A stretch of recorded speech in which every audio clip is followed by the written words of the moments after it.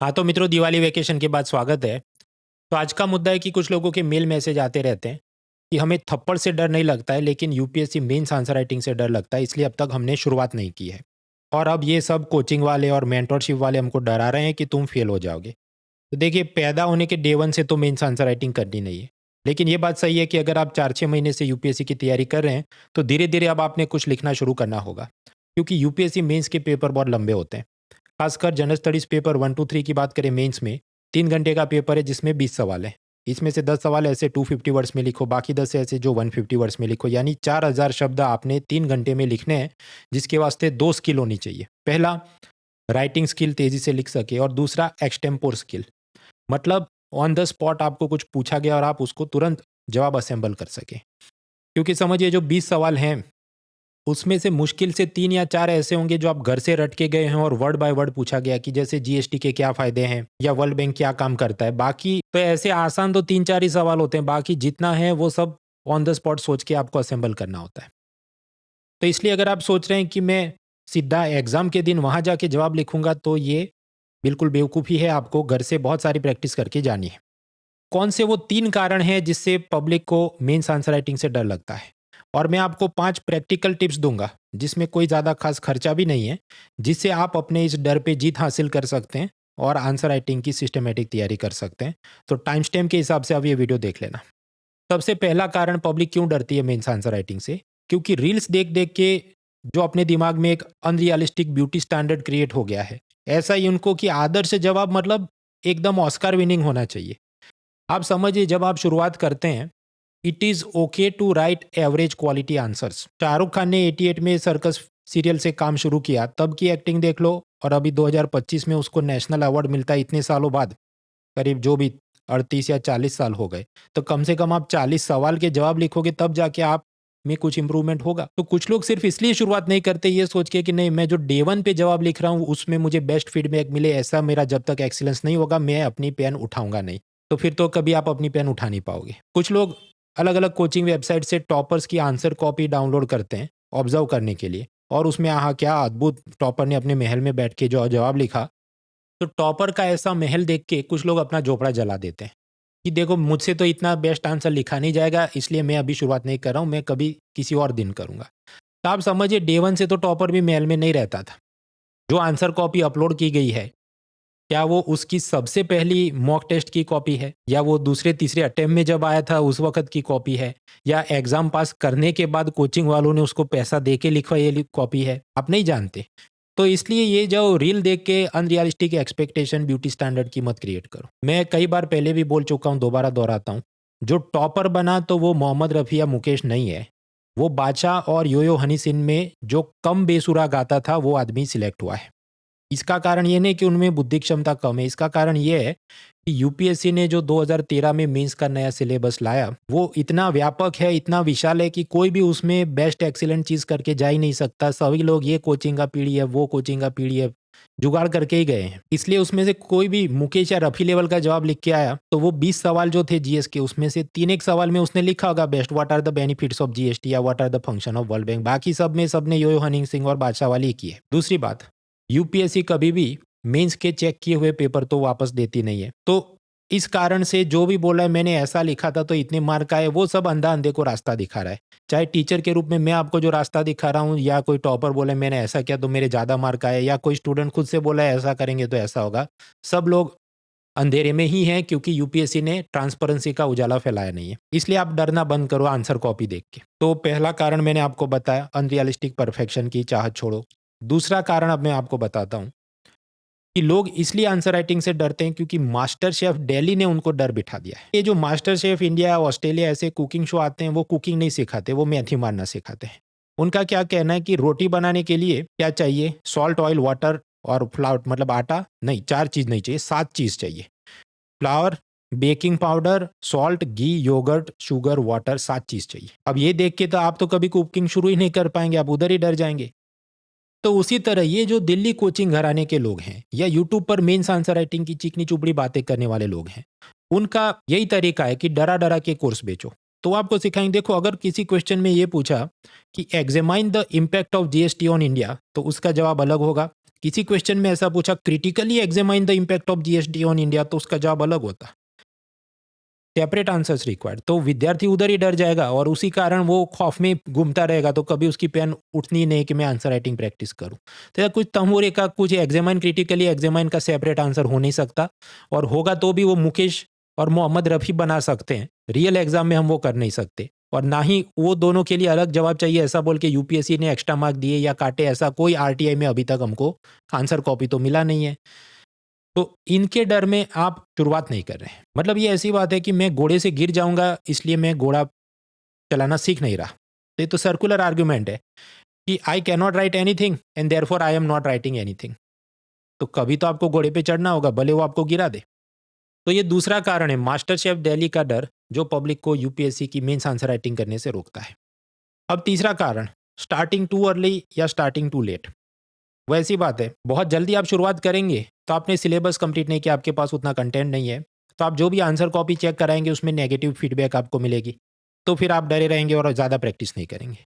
Second reason is starting too late, कि जब exam एकदम करीब है, प्रीलिम एग्जाम 3-4 महीने आगे आने वाली है, तब प्रीलिम में इतने फंसे रहेंगे कि फिर मेंस आंसर राइटिंग का टाइम और अपॉर्चुनिटी रहती नहीं है। इस कारण से भी जो पहले नहीं कर पाए तो वो समझो जनवरी के बाद वो कर पाएगा मेंस आंसर राइटिंग, वो तो मुश्किल है, क्योंकि फरवरी में नोटिफिकेशन आएगा, 7 दिन वो कैसे फॉर्म भरते हैं उसका एक कोर्स करेगा, उसके बाद मार्च अप्रैल मई के अंदर रिवीजन और प्रीलिम के मॉक टेस्ट देगा, तब तक एग्जाम आ गई, एग्जाम के बाद 2 हफ्ते तक आंसर की और उसका कट ऑफ क्या होगा उसके लिए इधर उधर भटकेगा, और उसके बाद उसको पता चले भाई अब एग्जाम तो मेंस एग्जाम 2-3 महीने बाद ही है और मुझे ऑप्शनल का ये रिवीजन करना है, जीएस का ये रिवीजन करना है, तो आंसर राइटिंग का उसको टाइम मिलेगा नहीं।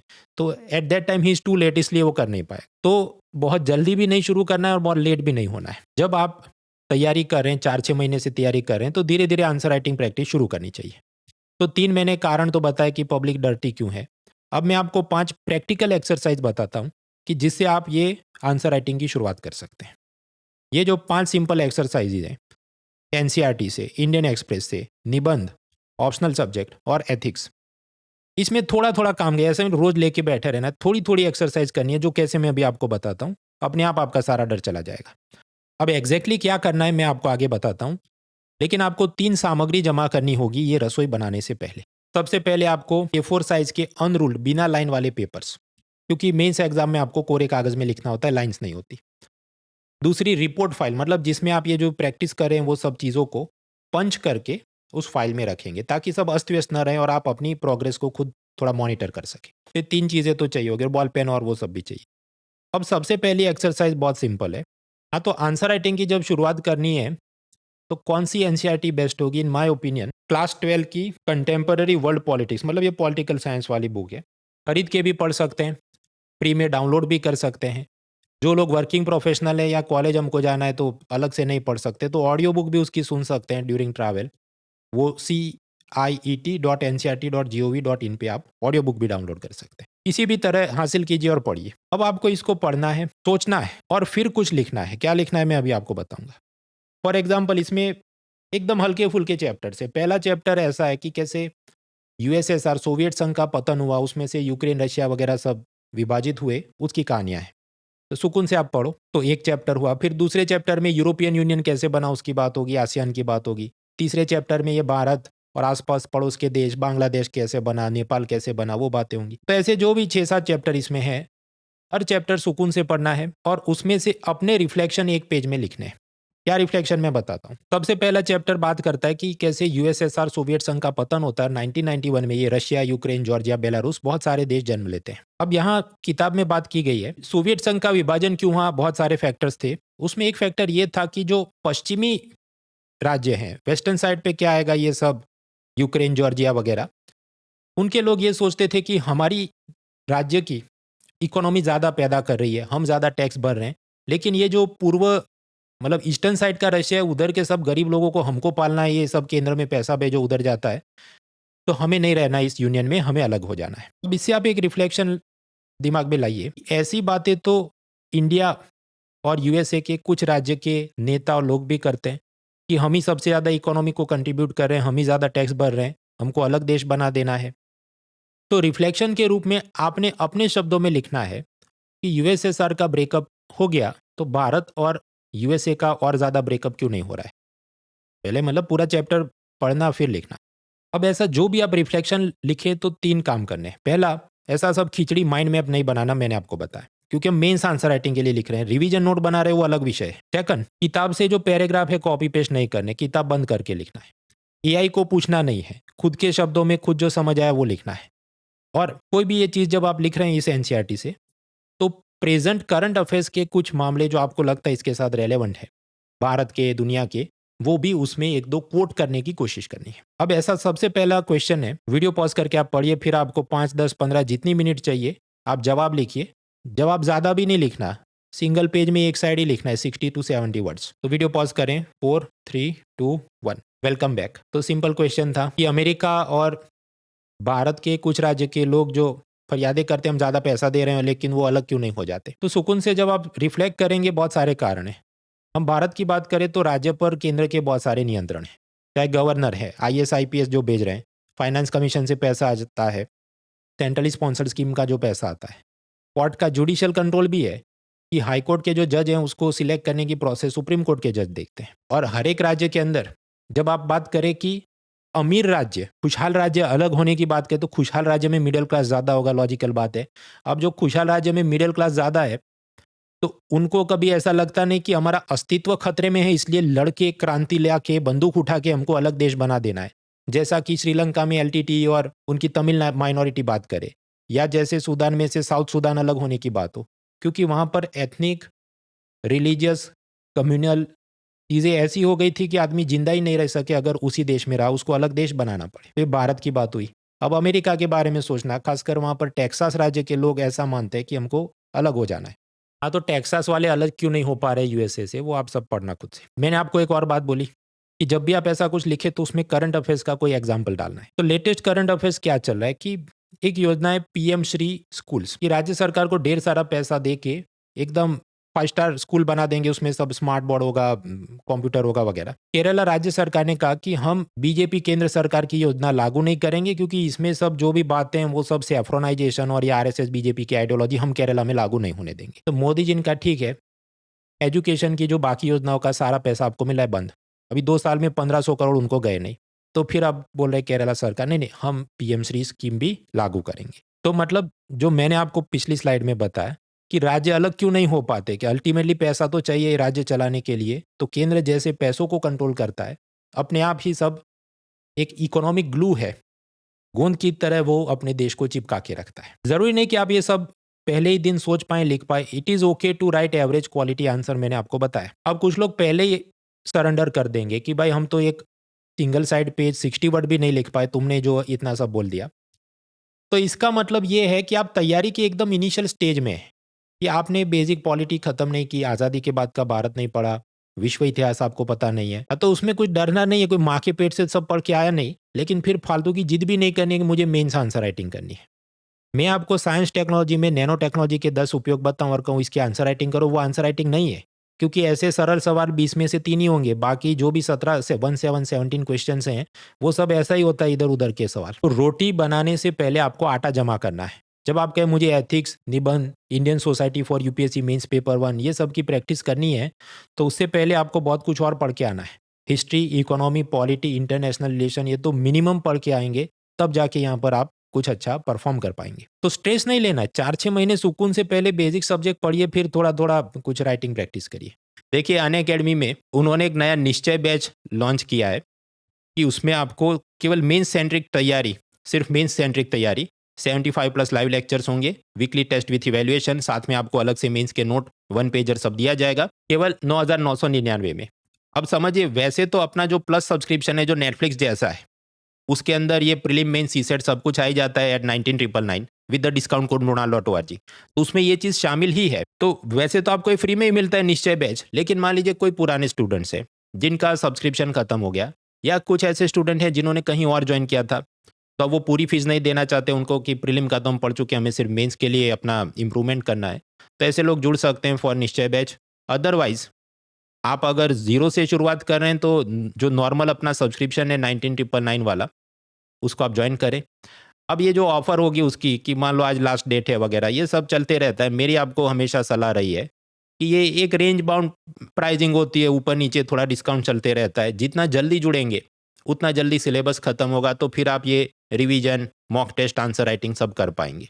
हम वापस आते हैं, हम रुके थे एनसीईआरटी की ये जो क्लास 12 की पॉलिटिकल साइंस की बुक आप सुकून से पढ़ो और सोचो और अपने शब्दों में एक एक चैप्टर से कुछ बातें लिखो। वापस से उसी टॉपिक में कुछ और रिफ्लेक्शन लेते हैं। ये रशिया से, माफ़ कीजिए, यूएसएसआर से रशिया, यूक्रेन ये सब अलग होके 1991 में अलग देश बनते हैं। अब आप याद करें, यूरोपियन यूनियन, उसके अंदर ब्रिटेन एक ज़माने में उसका हिस्सा था, फिर ब्रिटेन हट गया। ब्रिटेन वालों की भी सिमिलर शिकायत थी जो यूक्रेन की थी कि हम ही लोग ज़्यादा पैसा कंट्रीब्यूट कर रहे हैं और ये बाहर से इमिग्रेंट्स आ रहे हैं, हमारी इकोनॉमी को नुकसान है, हमारी सॉवरेनिटी खतरे में है। तो जो ब्रेग्जिट हुआ, डाइवोर्स हुआ, यूरोपियन यूनियन अलग, ब्रिटेन अलग, तो आपको लगता है बंटवारे के बाद ब्रिटेन के इमिग्रेशन के प्रॉब्लम्स और इकोनॉमी के प्रॉब्लम्स सॉल्व हो गए? इसका जवाब आज के आज नहीं लिखना है। पूरा साल आप पढ़ते रहेंगे इकोनॉमी, इंटरनेशनल रिलेशन, भारत और ब्रिटेन के फ्री ट्रेड एग्रीमेंट्स, तब आपको उसका थोड़ा बहुत अंदाजा आएगा। आगे बढ़ते, यही पहले चैप्टर में और भी कि आज़ादी के बाद, मतलब जो नया रशिया बना, तो उसमें चेचेनिया और बाकी प्रांतों में और हमको आज़ादी चाहिए, ऐसी नए सब संग्राम शुरू होते हैं। तो तीसरा रिफ्लेक्शन आप लिखिए, जो डायस्पोरा होते हैं, मतलब अपने ही लोग जो विदेश जाके काम कर रहे हैं, जैसे सुंदर पिचाई, सत्या नदेला, माइक्रोसॉफ्ट, गूगल वगैरह कंपनियों में, diaspora always an asset for a nation. प्रवासी समुदाय हमेशा किसी राष्ट्र के लिए एक संपत्ति होता है। अभी तुरंत लपक नहीं जाना है, मैं आपको एक और फोटो दिखाता हूँ, अब आप बोलो। तो रिफ्लेक्शन क्या है? डायस्पोरा एक्टिविज्म, कि पैलेस्टाइन का मुद्दा या खालिस्तान का मुद्दा वो पूरे वर्ल्ड न्यूज में छाया क्यों रहता है? क्योंकि उनकी डायस्पोरा जो अलग अलग देश में, खासकर first world countries like Canada और यूएसए में एक्टिवेट करते रहती है इस मुद्दे को, तो उसे ज़्यादा फुटेज मिलती है। उसके मुकाबले आप देखिए, रशिया में भी चेचेनिया उसको अलग होना है, नॉर्थ कोरिया में भी लोग तानाशाही से परेशान हैं, उसके बारे में इतनी न्यूज़ कवरेज क्यों नहीं आती? आप कहें तो एक ही कारण होना चाहिए, डायस्पोरा उसकी एक्टिव नहीं है। और भी तो कारण हो सकते हैं, यूएसए क्या सोचता है, चीन क्या सोचता है, क्या चेचेनिया को इंटरनेशनल मुद्दा वो बनाना चाहते हैं, या फिर कि वो रशिया का इंटरनल मैटर है, उसमें हमको नहीं घुसना है। यूक्रेन के साथ हमें ज़्यादा चीज़ों में दिलचस्पी है, वगैरह वगैरह। तो रोज़ आप अखबार पढ़ेंगे, सोचने बैठेंगे, आपको और रिफ्लेक्शन मिलते हैं। एक और रिफ्लेक्शन इसमें आप सोचिए, ये जो खालिस्तानी एक्टिविस्ट पन्नू है, अलग अलग टाइम पे धमकियां देते रहता है और उसको फुटेज भी मिलती है अपने सब न्यूज़ चैनल में। तो चेचेनिया के भी कुछ ऐसे लोग होंगे, लेकिन पुतिन का मीडिया पे ऐसा कंट्रोल होगा कि उसकी कोई कवरेज बाहर नहीं आती। या नॉर्थ कोरिया की बात करें या चीन के अंदर भी हम बात करें, तो मीडिया पर कुछ केस में ज़्यादा सख्ती करना क्या जस्टिफाइड नहीं है? ये भी आप सोचिए, एथिक्स के लिए, means paper two governance accountability के लिए और निबंध के लिए, ताकि ऐसे लोगों को फुटेज नहीं मिलनी चाहिए। आगे, यही जो यूक्रेन, जॉर्जिया, रशिया सब अलग हुए, तो एनसीईआरटी में एक गहरी बात उन्होंने की कि जब यूएसएसआर का विभाजन होकर ये सब देश बने, तो सबको अपना अलग अलग संविधान बनाना था। तो इन्होंने बहुत तेजी से अपना संविधान लिख दिया।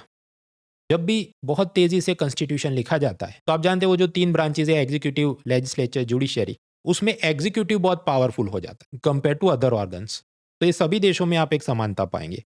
उसके मुकाबले जब आप भारत के साथ कंपेयर करें, तो चेक्स एंड बैलेंसेस ज़्यादा स्ट्रांग है। उससे एक और नया आयाम निकलता है, हेस्ट मेक्स वेस्ट। तेजी से काम नहीं करना चाहिए, वो बर्बाद होता है। फॉर एग्जाम्पल, किसी एक देश में कितनी बार नया संविधान आया, मतलब शून्य से पूरा पुराना हटा के नया बनाया। थाईलैंड में 20 बार हुआ है, फ्रांस में 5 बार हुआ है। भारत के अंदर संविधान एक ही है, 100 से बार उसको अमेंडमेंट किया है, 100 से ज़्यादा बार। लेकिन मतलब पूरा निरस्त करके, डिलीट करके, जीरो से फिर से तो नहीं लिखा गया, क्योंकि हमने तेजी से नहीं लिखा है। करीब करीब 3 साल तक धीरे धीरे हमने उसे ड्राफ्ट किया था, सभी लोगों का उसमें ओपिनियन लेके कंसेंसस बना के लिखा गया है। तो ये भी एक रिफ्लेक्शन है, और सब कुछ ये एक ही चैप्टर में से मैं तो निकाल रहा हूँ। तो तेजी से नहीं पढ़ना, मतलब ऐसा मतलब कोई ट्रेन छूट जा रही है इसलिए मुझे अभी के अभी सब सिलेबस खत्म करना नहीं, सुकून से पढ़ो, एक एक सेंटेंस पे सोचने बैठो। हर एक सब्जेक्ट में या हर एक किताब में ये नहीं करना है, कुछ ही किताबें जो मेंस के लिए ज़्यादा उपयोगी है उसमें ये प्रोसेस आपको करनी है। तो दिस वॉज चैप्टर 1। अभी हम चले चैप्टर 2। चैप्टर 2 में सारी बातें हैं कि यूरोपियन यूनियन का जन्म, फिर आसियान सार्क वगैरह की थोड़ी बहुत बातें। अब आप लॉजिकली सोचिए, जितना इंटीग्रेशन या इफेक्टिवनेस यूरोपियन यूनियन की है, उसके मुकाबले आसियान की कम है, और उससे कई गुना कम है अपने सार्क समूह, जो भारत और पड़ोसी राज्यों का, पड़ोसी देशों का समूह है। तो ऐसा क्यों है, वो आप सोचना और लिखना। इसका भी एक ही दिन में जवाब नहीं मिलेगा, पूरा साल आप मंथन करना और पेपर में अपडेट करते रहना। तो ये पहली एक्सरसाइज हुई कि हमें ये NCERT class 12 political science contemporary world politics उसके एक एक चैप्टर को पढ़ के कुछ मंथन करके लिखते रहना है। और मैंने आपको बताया कोरे कागज में लिख के फाइल करना है, क्योंकि आपको 5 लाइनें आज सूझेंगी, फिर आप कुछ पढ़ेंगे, नया देखेंगे, फिर 2 लाइनें और सूझेंगी, करते करते आप बनाएंगे, then over the period of time आप एक ज़्यादा नॉलेजेबल पर्सन बन जाएंगे। दूसरी एक्सरसाइज है इंडियन एक्सप्रेस, उसमें डेली कोटेशन आते हैं। ये कोटेशन मिलते कहाँ हैं? तो जो बीच में कॉलम का पेज है ये वाला, यहाँ पर ऊपर एक वर्ल्डली वाइज करके छोटा छोटा कोटेशन दिया होता है। तो आपकी दूसरी एक्सरसाइज है कि रोज ऐसा जो भी कोटेशन आए उस पर आधा पेज, ज़्यादा भी नहीं, आधा पेज मुझे लिखना है अपने शब्दों में कि मैं क्या सोचता हूँ। अब आपको सवाल होगा कि कुछ दिन बहुत एग्जाम वर्दी रेलेवेंट टाइप के कोटेशन नहीं होते, यू आर राइट। उस दिन ये करना है कि बाकी किसी न्यूज़ आइटम पर आपने अपना रिफ्लेक्शन लिखना है। फॉर एग्जाम्पल आज ये आया सब कि केरला पहले बोल रहा था कि पीएम श्री स्कूल हम नहीं चलाएंगे, फिर मोदी जी ने फंडिंग रोक दिया तो बोला हाँ हम चलाएंगे। तो इसमें मेरा रिफ्लेक्शन ये है कि money is the glue that binds federal nation. संघवाद अपना कायम है, उसके बहुत सारे और भी कारण, पर एक ये भी है विटामिन एम ऊपर से आता है, इसलिए सब लोग उसके साथ जुड़े रहते हैं। दूसरा मेरा रिफ्लेक्शन ये है कि money is stronger than ideologies. Kerala में इतने सालों से कम्युनिस्ट सरकार है, तो अगर वो लोग ये बोल रहे हैं कि नहीं ये पीएम श्री योजना के अंदर सब बीजेपी आरएसएस का आइडियोलॉजी है और केसरी कलर लगाए वगैरह, तो उनको नहीं करना चाहिए। बट अल्टीमेटली ऐसी जो भी विचारधारा है पैसा उससे भी मजबूत है।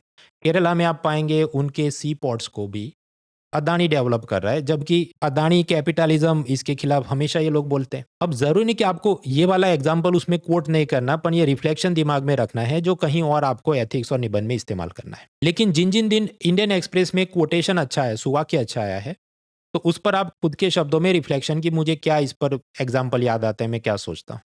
जैसे एक बार मुझे एक बहुत उसमें अच्छा वाक्य मिला था, वीडियो पॉज करके आपको जो 5, 10, 15 मिनट चाहिए 6, 7 आप एग्जाम्पल इस पर लिखिए। 4, 3, 2, 1। हाँ, तो मुद्दा है कि बारिश की एक बूंद खुद को सैलाब के लिए कभी जिम्मेदार नहीं मानती। अलग अलग एग्जाम्पल आप बना सकते हैं। ट्रैफिक जाम में एक एक आदमी हॉर्न बजाते रहता है, उसके चलते पूरा जो नॉइस पॉल्यूशन हो रहा है। महिलाओं के खिलाफ कुछ भी अभद्र व्यवहार हो रहा है, बाकी लोग कुछ बोलते नहीं, रील बनाना शुरू कर देते। कलेक्टिव साइलेंस के चलते महिलाओं का सम्मान और सुरक्षा कम हो रही है। वो सैलाब है मतलब समस्या के रूप में। या फिर बेसिक सिविक सेंस कि पब्लिक टॉयलेट यूज करने के बाद फ्लश नहीं करना, इधर भी थूकना, कचरा फेंकना। तो हर एक आदमी मेरे अकेले से क्या होता है, तो बाकी सब लोग कर देंगे। अब इससे थोड़ा आगे बढ़ते हैं। ये तो कलेक्टिवली एक ही थीम हुआ कि अपनी सिविक सेंस नागरिक के रूप में हम जिम्मेदारी नहीं निभा रहे। थोड़ा और ऊपर सोचें, राष्ट्र भी, उसकी भी जिम्मेदारी होती है। 2014 में पुतिन ने यूक्रेन से क्रीमिया नाम का इलाका हड़प लिया, एनेक्स कर दिया। उस वक्त ये यूरोपियन यूनियन में जो भी 25, 26, 27 देश हैं, उन्होंने कुछ खास मतलब लिप सर्विस के नाम पे हम निंदा करते हैं, कठोर निंदा करते हैं, उसके आगे कुछ किया नहीं। तो पुतिन के हौसले और बुलंद हो गए। तो 2022 में यूक्रेन पे ही सीधा आक्रमण किया, अभी मुझे और इसका एरिया सब अपने कब्जे में करना है। तो वो यूरोपियन यूनियन के एक एक देश या बाकी भी जितने देश हैं, वो बारिश की एक एक बूंदे थी, उन्होंने सोचा हमारे अकेले के नहीं बोलने से क्या है, वो तो अमेरिका या कोई देख लेगा। तो ultimately this is the situation. एक एक हिंदुस्तानी ये सोचता है कि ये दिवाली में मैं पटाखे या जो भी एलईडी लाइट्स 3 वाली खरीद लेता हूँ, सस्ती हैं, तो उससे तो क्या ही फ़र्क पड़ जाएगा। और बड़ा सा सैलाब आ जाता है कि अपना करंट अकाउंट डेफिसिट इनके साथ बहुत ज़्यादा बढ़ जाता है। या कोरोना में एक एक व्यक्ति सोचे मैं मास्क नहीं लगाऊंगा, मैं अकेला वैक्सीन नहीं लगाऊंगा, तो क्या फ़र्क पड़ता है, सैलाब आता है। और इसमें से कोई भी मुद्दा मैं चैट जीपीटी को पूछने नहीं गया कि ये जो क्रीमिया और यूक्रेन युद्ध की जो क्रोनोलॉजी है, यूक्रेन की मुझे पता थी 2022 में हुआ, क्रीमिया कुछ साल पहले हुआ, एग्जैक्टली कौन से साल, तो मैंने उतना गूगल सर्च किया था कि व्हाट वाज द ईयर। बाकी सब अपने दिमाग से मैंने लिखा है। अब कुछ लोग इधर भी सरेंडर कर देंगे भाई कि हम तो बस ये पब्लिक टॉयलेट ट्रैफिक जाम के आगे सोच ही नहीं पाए। तो उसमें कोई शर्म नहीं रखनी है। अभी आप बेबी स्टेप ले रहे हैं, आपको ज़्यादा पढ़ना है, चाहे थियरी की किताबें, न्यूज़पेपर है, over the period of time you will have this reflection. तो अपनी दूसरी एक्सरसाइज थी इंडियन एक्सप्रेस में ये जो डेली सुवाक्य आते हैं उस पर कुछ लिखो। जिस दिन अच्छा सुवाक्य नहीं मिले उस दिन बाकी न्यूज आइटम में से कोई चीज पे आप लिखें। तीसरी एक्सरसाइज जो यूपीएससी के खुद के निबंध है, उसमें भी जो फिलोसॉफी और कोटेशन सुवाक्य वाले हैं उस पर रिफ्लेक्ट करके आप लिखिए। इधर उधर भटकना उसमें नहीं है। सारे निबंध टॉपिक वाइज डाउनलोड कर सकते हैं, फ्री लिंक है unacademy.com/content/upsc/download। लेकिन ऐसे निबंध के स्टेज में आप पहुंचे उससे पहले मैंने आपको बताया पूर्व शरत क्या है। हिस्ट्री, इकोनॉमी, पॉलिटी, आईआर खत्म करें, तभी एथिक्स, सोसाइटी वो खत्म करें, उसके बाद लास्टली आप निबंध पे जाएं। तो डे 1 से निबंध पे मत जाना, पहले ये 5-6 चीज़ें खत्म करना। हाँ, तो एनसीईआरटी से शुरुआत हुई, इंडियन एक्सप्रेस हम देख रहे हैं, निबंध पे हम पहुंचे, उसमें भी आगे मैं आपको बात बताऊं। उसके बाद ऑप्शनल और एथिक्स की भी बातें होंगी। अब जैसे 2025 में ये निबंध पूछा गया, इस पे भी आप 5, 10, 15 जितनी मिनट चाहिए 6-7 एग्जाम्पल खुद के शब्दों में आप लिखिए। 5, 4, 3, 2, 1। ओके, तो कड़वे अनुभवों से ही सर्वोत्तम सबक मिलते हैं। एग्जाम्पल आप कुछ लिखिए। सबसे पहला क्या होगा? गांधी जी शुरुआत में तो ब्रिटेन पढ़ के आए तो उनको सब अंग्रेजी शासन में कोई खामियां ज़्यादा दिखती नहीं थी। फिर वो साउथ अफ्रीका बैरिस्टर की प्रैक्टिस करने के लिए गए, उनके पास वो फर्स्ट क्लास का टिकट था, फिर भी प्रिटोरिया जाने वाली ट्रेन से उनको धक्का मार के फेंक दिया गया कि इंडियंस आर नॉट अलाउड। उसके बाद उनको ये जो कठोर या कड़वा अनुभव हुआ कि अब मैं रेसिज्म के खिलाफ लड़ूंगा, अंग्रेज शासन के खिलाफ लड़ूंगा। ये मैंने एक एग्जाम्पल या थीम चुना है, इंडिविजुअल। अब थोड़ा आगे बढ़ते हैं। सोसाइटी के रूप में भी कड़वे अनुभव से पूरी सोसाइटी सुधर जाती है। सूरत में प्लेग आया 1994 में, क्योंकि वहां पर बहुत गंदगी और ये चूहों का उपद्रव था। फिर काफी उसको टाइट किया गया क्लीनलीनेस के मामले में। 2020 में स्वच्छ भारत सर्वेक्षण में उसको क्लीनेस्ट सिटी का अवार्ड मिलता है। तो मतलब पूरा सिटी, उसके जो म्यूनिसिपल कॉरपोरेशन में काम करने वाले आईएएस अधिकारी, नीचे का क्लरिकल स्टाफ, वो शहर में रहने वाले लोग, सभी को तो कड़वा अनुभव हुआ, उसमें से वो सुधरे हैं, तो सोसाइटी भी सुधरती है। तीसरा, ईस्ट पाकिस्तान में से रेफ्यूजी भारत में आ रहे थे, फिर हमको वो युद्ध करना पड़ा बांग्लादेश को आज़ादी दिलाने के लिए। उस वक्त अमेरिका ने हम पे बहुत दादागिरी की थी कि हम अपना जो भी 7 फ्लीट भेजेंगे, ये वो करेंगे। फिर चाइना के साथ युद्ध हुआ, उस वक्त भी हमें कड़वे अनुभव हुए। उससे बोध लेके प्राइम मिनिस्टर इंदिरा गांधी ने सोचा कि अपने पास न्यूक्लियर बॉम्ब तो होना चाहिए, बिन भय होए न प्रीत। और उसी तरह पहले हमें अमेरिका से वो दान में, भीख में अनाज लाना पड़ता था, और वो जो गाय भैंस को खिलाने का अनाज हमें इंसानों को खिलाने के लिए देते थे, वो सबको जीवन बोध लेते हुए ग्रीन रेवोल्यूशन, हरित क्रांति शुरू की गई। तो राष्ट्र के रूप में भी ये हमने बोध लिया, आप कहे प्राइम मिनिस्टर के रूप में बोध लिया, पर देश के रूप में है तो देश को भी कड़वा अनुभव होना जरूरी है, उसमें से वो बेस्ट लेसन निकालते हैं। अब और आगे बढ़ते हैं। ये हर्षद मेहता, केतन पारेख टाइप के लोगों ने शेयर बाजार में स्कैम्स किए। उसके बाद सेबी ने सब चीज़ें टाइट की कि डीमैट नाम का एक अकाउंट होना चाहिए, पैन कार्ड के साथ लिंक होना चाहिए।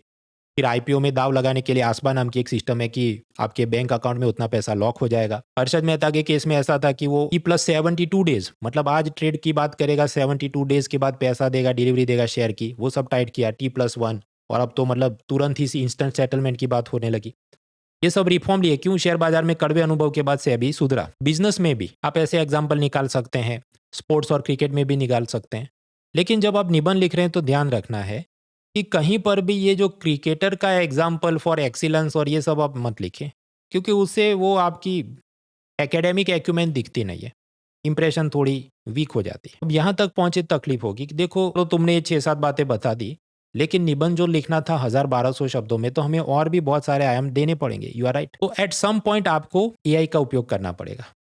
अब एआई का उपयोग करें तो ध्यान रखना है, उसको आप अगर सिंपल ऐसा बोलोगे कि मुझे बीटर एक्सपीरियंस से बेस्ट लेसन मिला हो, ऐसा सब तुम 25 एग्जाम्पल बताओ, तो ज़्यादातर वो आपको सब अमेरिकन बेसबॉल और बास्केटबॉल और उनके पॉलिटिशियन, जॉन एफ कैनेडी के साथ ये हुआ था और क्लिंटन के साथ वो हुआ था, क्यूबन मिसाइल क्राइसिस में, ये उसी में वो फंसा रहेगा। तो आपको एआई को सही प्रॉम्प्ट देना है। फॉर एग्जाम्पल स्पोर्ट्स के एग्जाम्पल निकालने हैं, give me examples from sports, okay, लेकिन और ऐड करिए अदर देन क्रिकेट, क्रिकेट के अलावा, लेकिन but famous and relatable for ordinary Indians. मतलब ये बास्केटबॉल, रग्बी और ये बेसबॉल के एग्जाम्पल नहीं, भारत के लोग समझ सके, क्योंकि जो प्रोफेसर है भारत के ही चेक करने वाले हैं, ऐसे मुझे एग्जाम्पल दो। तो ये आप रिफ्लेक्शन एक्सरसाइज करते रहें, जितने भी निबंध पूछे गए, खासकर जो कोटेशन वाक्य वाले, तो आपके पास इतने कंटेंट होगी कि आप बहुत सारी जगह उसे यूज कर सकते हैं। तो ये हमारी तीसरी एक्सरसाइज हुई कि पुराने एथिक्स पेपर पे प्रैक्टिस की जाए। चौथी एक्सरसाइज है यूपीएससी मेंस में निबंध का पेपर है, उसमें सिलेबस के जो टॉपिक्स हैं, role of family, society, work culture, right to income, बहुत कुछ है। हर एक सिलेबस टॉपिक उठाओ और उसके बारे में एक एक पेज खुद से लिखो। वो एक पेज में क्या लिखना है? इंट्रोडक्शन या डेफिनेशन उस टॉपिक की, भारत और दुनिया के जो भी करंट अफेयर्स या famous example, and lastly conclusion. ये भी एक दिन में नहीं लिखना, आप उसका जो भी कोर्स पढ़ रहे हैं, किताब पढ़ रहे हैं, वो खत्म किया, उसके बाद सोचा, फिर खुद से लिखिए आप। क्योंकि एथिक्स में ऐसे प्रश्न पूछे, सब बोल बच्चन ही करना है, तो खुद से अगर आप बोल बच्चन की कला नहीं विकसित करेंगे तो रियल एग्जाम में पेन चलेगी नहीं। फॉर एग्जाम्पल एक उसमें मुद्दा है role of family, society, teacher, school वगैरह, तो उसके बारे में जब आप लिख रहे हैं अपने एक सिंगल पेज में, तो मेरे दिमाग में ये ख्याल आएगा कि दूसरा सिकंदर पैदा क्यों नहीं हुआ। उसके बहुत सारे कारण आप बता सकते हैं। एक कारण ये निकलेगा कि सिकंदर मतलब अलेक्जेंडर द ग्रेट, उसका फादर था फिलिप, उसने एक पर्सनल टीचर रखा था एरिस्टोटल। एरिस्टोटल जैसा महान थिंकर जिसका टीचर होगा तो स्वाभाविक है वो तो बड़ा ही सपना देखेगा और बड़ा काम करेगा। तो दूसरा सिकंदर इसलिए नहीं पैदा हो सकता क्योंकि आज की तारीख में एथिक्स, फिलॉसफी, मोटिवेशन, जीवन का ज्ञान ये लेने के लिए पब्लिक इधर यूट्यूब, टिकटॉक और सेलिब्रिटीज के पास, जब वो ज्ञान का स्रोत है तो दूसरा सिकंदर निकल नहीं सकता। तो ये चौथी एक्सरसाइज हुई एथिक्स के सिलेबस टॉपिक्स की आप प्रैक्टिस करें। पांचवी और आखिरी एक्सरसाइज है ऑप्शनल सब्जेक्ट। ऑप्शनल सब्जेक्ट और उसका पेपर 1 है। उसमें जो भी थिंकर्स या थियरी आती है, मतलब एकदम टेक्निकल मैथ्स या ऐसी कोई चीज़ के अलावा वाली बातें हम बात कर रहे हैं, जैसे political science, sociology, public administration, history वगैरह वगैरह, उसमें आप एक एक पेज में लिखिए जो भी उसकी थियरी है या थिंकर्स है उनके बारे में। यहाँ पर भी 3 शर्तों का पालन करना है। पहला, माइंड मैप से इधर उधर एरो नहीं बनाने हैं, वो रिवीजन नोट हुआ, यहाँ आंसर राइटिंग प्रैक्टिस हो रही है।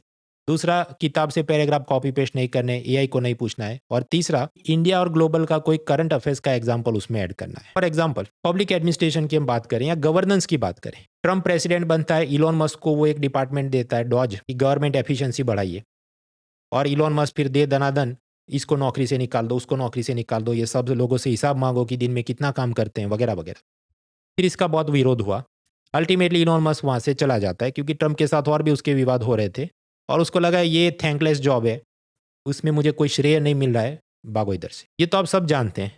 लेकिन पब्लिक एडमिनिस्ट्रेशन के हिसाब से मैं बात करूं तो मुझे इसमें कोई आश्चर्य नहीं हुआ। ये इतिहास का पुनरावर्तन ही था। इससे पहले भी ये हो चुका है अमेरिका के इतिहास में। उनका एक पब्लिक एडमिनिस्ट्रेशन का बड़ा थिंकर था FW टेलर।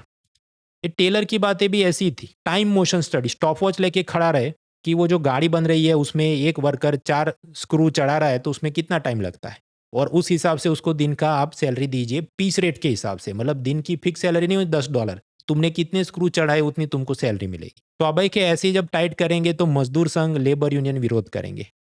टेलर का इतना विरोध हुआ कि अमेरिका में कानून पास करना पड़ा कि सरकारी फैक्ट्रियों में कोई भी सुपरवाइजर या फॉरमैन स्टॉप वॉच इस्तेमाल नहीं कर सकता, इलीगल हो गया। तो जो ये इलॉन मस्क का विरोध हुआ और उसको छोड़ के जाना पड़ा, वो इतिहास का पुनरावर्तन ही है। जब वो हो रहा था तब भी मुझे पता था ऐसा ही होने वाला है। आप कहे तो तुमने ट्वीट या वीडियो क्यों नहीं बनाया था? क्योंकि उसके व्यूज नहीं आएंगे। This is a reflection.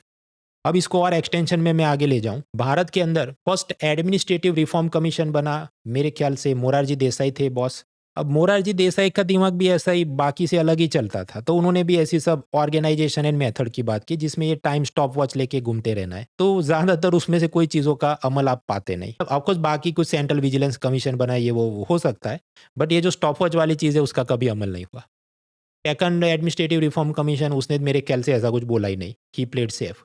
अभी गुजरात के अंदर ऐसा एडमिनिस्ट्रेटिव रिफॉर्म कमीशन बना है। उन्होंने रिफॉर्म्स कैसे सुझाए कि जो सरकारी ऑफिस है उसमें एसी फिट करो ताकि जो अधिकारी है और जो मुलाकाती विजिटर है वो सबको सुकून रहे और उनकी एफिशिएंसी बढ़े। मतलब बिजली बिल बढ़ेगा, ग्रीन हाउस गैस नहीं, ये आप करिए।